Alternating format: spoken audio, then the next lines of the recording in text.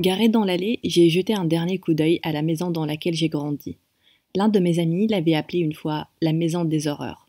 Mes 5 frères et moi avons décidé que nous en avions assez du comportement dominant de mes parents. Ça a commencé quand j'étais une petite fille. Mon père nous forçait à nous tenir debout sur une jambe et à réciter des pages entières de nos manuels scolaires. Si nous faisions une seule erreur, il nous criait dessus non-stop durant des heures. Des fois, il nous envoyait au lit affamés. Mon frère aîné Iji nous a toujours promis « Un jour, je vais économiser assez d'argent pour nous sortir tous d'ici ». Et finalement, ce jour était venu.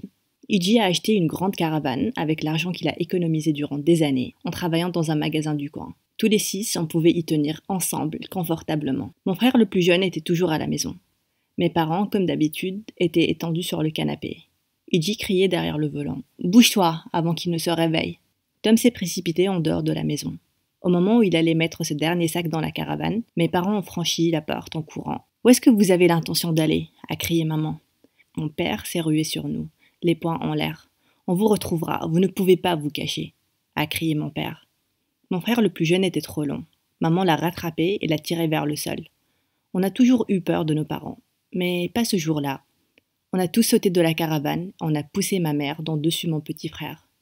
Pour la première fois de leur vie, mes parents avaient l'air vaincus. Maman a lâché Tom et on est tous montés dans la caravane. Iji a démarré et on s'est éloigné. Mes parents criaient et hurlaient. Ils brandissaient leurs poings en l'air. Tous les 6, on a commencé à rire. C'était du soulagement et du pur bonheur.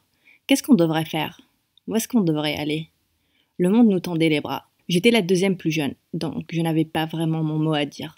Mais j'aimais passer du temps avec eux tous, et j'avais une confiance aveugle en tous mes frères. On a décidé de conduire toute la nuit. 2 de mes frères se sont relayés la conduite, pendant que nous autres, on dormait. Mes frères n'étaient pas les personnes les plus soignées du monde, et ils pouvaient tous ronfler vraiment très fort. Je ne pouvais pas dormir parce que j'avais l'impression que le toit de la caravane allait s'envoler à cause de leur ronflement. Je regardais les étoiles à travers la fenêtre de la caravane. Une famille dans une caravane marron, plus petite, roulait à côté de nous. À l'arrière, en train de regarder les étoiles, il y avait le garçon le plus beau que j'ai jamais vu de toute ma vie. Il avait les cheveux foncés, des yeux doux et une mâchoire bien dessinée. Il a vu que j'étais en train de le fixer. J'ai essayé de faire semblant de ne pas le voir, mais j'ai immédiatement rougi. Il m'a souri et m'a fait un signe de la main. Je lui ai timidement fait un signe en retour. Il a pris un bout de papier et il a commencé à écrire quelque chose dessus. Il l'a levé et ça disait « J'aime bien ton sourire ». À ce moment-là, l'un de mes frères aînés a fermé les rideaux de la fenêtre devant mon visage. « Pas de garçon avant 18 ans », il a dit, et il est reparti au lit. Quand j'ai rouvert les rideaux, il était parti. Le lendemain, on a traversé le pays de long en large, et on est passé par des fermes avec des animaux, des paysages verdâtres magnifiques et quelques rivières. Iji a proposé qu'on passe la nuit dans un parc de caravanes. On a garé la caravane et on a commencé à errer dans le parc. Je ne pouvais pas le croire. Stationné dans l'un des spots du parc, il y avait la caravane marron. « Et toi ?» a dit une douce voix derrière moi. C'était le garçon de la route. « On dirait que tu me suis ?» il a dit. « Salut, je m'appelle Mindy », j'ai dit en rigolant. On a commencé à parler. On avait tellement de choses en commun. J'ai eu des papillons dans le ventre. Après seulement quelques minutes de discussion, mon frère aîné m'a appelé de l'autre bout du parc de caravane. « Je dois y aller, désolé. » j'ai dit. Le garçon a chuchoté. « Rejoins-moi à la limite de la rivière à minuit, ce soir. » J'ai acquiescé. Cette nuit-là, j'ai attendu que tous mes frères se mettent à ronfler et je me suis faufilé en dehors de la caravane. Je ne pouvais plus attendre de le revoir.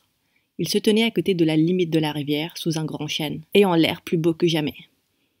Il avait dans sa main une fleur sauvage, il me l'a donnée et en gros il a commencé à me déclarer sa flamme. On s'est embrassés au clair de lune. C'était une connexion instantanée. Il s'appelait Jack. Jack a sorti un couteau de sa poche et a gravé nos initiales sur le tronc du chêne. J plus M. Le soleil était déjà en train de se lever et je devais rentrer à la caravane.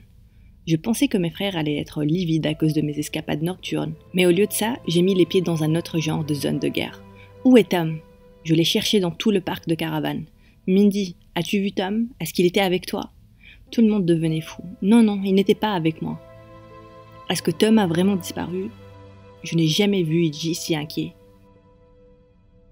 Il a dit « Tout le monde se divise et on se retrouve ici dans 1 heure. » On s'est divisés tous les 5, on a cherché partout, on a demandé à la réception. On a cherché dans la rivière, dans les toilettes et même dans les forêts avoisinantes. Mais on ne l'a pas trouvé. On a crié partout et on a demandé à tout le monde. Jack nous a même aidé à appeler la police locale, mais ils ont dit qu'ils ne pouvaient pas nous aider puisque Tom a disparu depuis moins de 48 heures. Iggy a dit « On ne peut pas compter sur les autorités, on va se débrouiller. C'est ce qu'on fait toujours. » On est monté dans la caravane et on a commencé à chercher Tom. On a pris des routes en gravier, des routes escarpées et des routes désertes, tout aux alentours du parc de caravane. Mais rien, il commençait à faire nuit. Iggy a suggéré qu'on revienne au parc de caravane dans l'espoir que Tom revienne là-bas. On a pris une route en gravier durant des heures, mais on était complètement perdus. On a fini sur une route sableuse, sans lampadaire et sans arrêt pour qu'on puisse nous retrouver. Iggy ne pouvait pas retrouver le chemin du retour vers le parc de caravane. Et maintenant, on était au beau milieu de la nuit. Juste à côté de la route sableuse, il y avait un terrain vague, et on a garé la caravane là-bas. On allait reprendre les recherches le matin. On était tellement fatigués qu'on s'est endormis tous les 5. Je me suis réveillée le lendemain matin sur les cris de l'un de mes frères. « Où est-ce qu'on est ?» Quand on a regardé par la fenêtre de la caravane, on s'est rendu compte qu'on était entouré par le désert. Tout était jaune et fade de tous les côtés. On était complètement perdus. Mes parents ne nous ont jamais permis d'avoir des téléphones portables. On ne pouvait donc pas appeler pour avoir de l'aide. On n'avait même pas de carte. On a couru tous les 5 en dehors de la caravane. Rapidement, on s'est rendu compte que la route qu'on a empruntée la veille avait disparu. Le vent a probablement soufflé sur le sable et a emporté les dernières traces de la piste. Il n'y avait aucune solution pour savoir dans quelle direction on devrait partir. Je suis tombée à genoux et j'ai commencé à pleurer. Tom est perdu, nous sommes perdus et je ne vais jamais revoir Jack. Mes frères ont essayé de me consoler, disant que tout allait bien aller. Heureusement, on avait un autre réservoir d'essence dans la caravane et quelques boîtes de conserve. On a pris le petit déjeuner et on a commencé à conduire en empruntant l'une des directions. Il faisait très chaud. La caravane a eu du mal à avancer dans le sable mou, mais heureusement, elle ne s'est pas coincée. On est passé par-dessus quelques dunes de sable et même par quelques buissons secs et quelques arbres. Mais il n'y avait aucun signe de vie humaine, nulle part.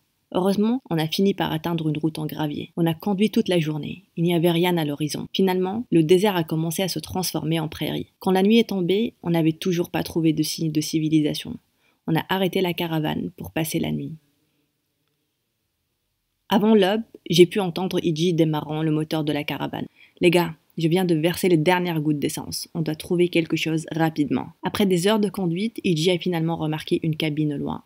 « Ouhou !» il a crié, extatique. On espérait qu'on allait trouver des gens qui allaient nous aider dans la cabine.